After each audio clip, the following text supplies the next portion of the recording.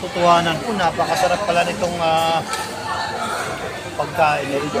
Napakasarap. Kakaiba po sa manakit ng mga kanton.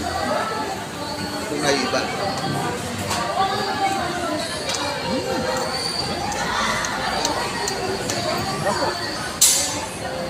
Mga kanayon, napakasarap po. Yun ang aking partner. Subok-subo.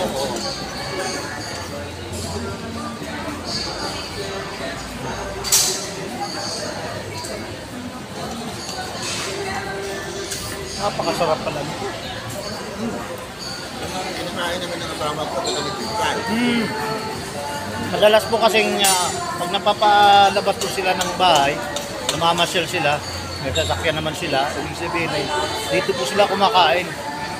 Meron pa po silang mga ibang mga lugar na kinakainan, pero ito ang isang kinakainan nila na napakasarap nga pala talaga. So patunayan ko po ngayon ako mismo. Sila pa lang sa kanyang mag-ina, magkakasama, kumakain sila dito. Napakasarap po, sarap. Dahil nutrition. Dito po sa Bonchon. Bonchon po ang pangalan nitong place na ito. Napakasarap po ng kanilang kanton. Siguro, I'm sure, may mga iba pa po silang mga ma-order, katulad po niyan. Kaya po. May mga chicken din po. May mga hamburger.